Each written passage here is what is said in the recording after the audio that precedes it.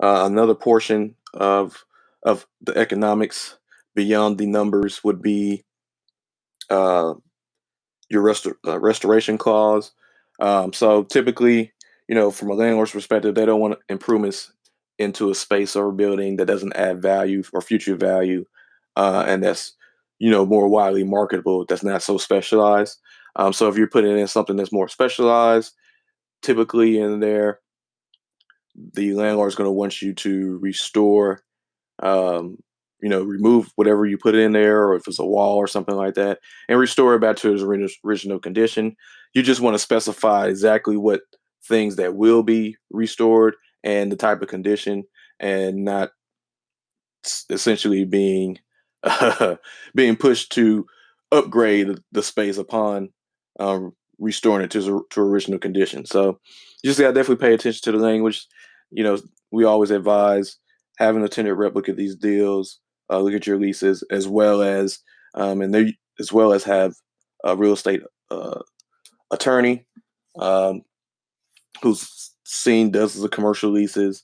I know we use a collaboration approach for our when we're looking at these commercial leases. We know certain stuff that we're looking for, but we also use the assistance of an attorney as well, just to make sure we're covering our bases and we can communicate that to our clients, as well as advising our clients to also seek counsel just in case there's some terminology or further questions that you would want to be explained.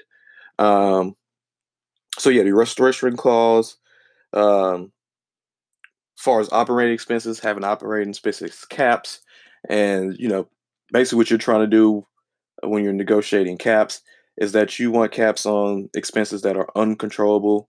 I mean, not uncontrollable, that are controllable and not uncontrollable, which the landlord's going to push always uncontrollable expenses like taxes and utilities, insurance, stuff like that. But stuff they do have more control over is what we try to push for, the snow removal and other things, common areas and stuff like that.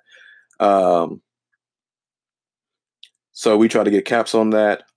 Um, and then you have in there cumulative, non-cumulative, and just that just basically means that from a situation that your cap, if it's cumulative, that means whatever portion you didn't use of the cap that didn't get met. So say for instance your cap is 5, but the expenses came in at 3. Well, then next year the difference between 5 and 3 is 2. So then next year um, the cap goes up higher, which means now you're at 7% instead of 5%. And so we try to go the approach of non-cumulative. We just set the line 5% all the way throughout the entire lease. So that way, anything over that, hey, that's the responsibility of the landlord. But with a cumulative cap, the cap number keeps growing. And so, you know, there's just more opportunity um, for more expenses to be passed on to you as the tenant. Um, Another economic item that you definitely want to consider are going to be your renewal rights, your right to renew. Um, Typically, you want to, well, should I say typically? Um, in your best interest, you want to push for specifics, regards as numbers, because generally a renewal is in the favor of a tenant, especially if you have the specific numbers with it, right? Um, you kind of want to get an idea when you're talking with your broker, where the market is heading, how things are going. Typically, numbers get, the rents go up higher. So you kind of want to insist, um, set yourself up to where in your renewal rights, you're still negotiating specific numbers that hopefully relatively will be below what the going market will be in the next couple of years. Um, but oftentimes you have the landlords push back on that and say they want to be able to charge market rate. Then you just got to hammer out what does that market rate number look like? What are the comparables? If we can't agree on numbers, how is that handled? Is it through arbitration or some special form or anything like that? So we always try to push for us personally, try to push for specifics.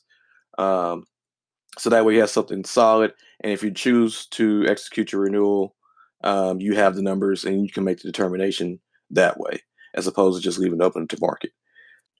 Thank you for tuning in to another episode of the Level Playing Field ProCast. You can follow us, or actually follow me, on Twitter at Dominic Green CRE. Search us on LinkedIn and Facebook. Just type in the word ATENANTco. Or you can follow go to my personal profile on LinkedIn at Dominic Green Tenant Rep Advisor. For more information about us, go to our website at www.ATENANco.com. And for immediate assistance, you can give us a call at 214-247-6211. And until next time, happy leasing, everyone.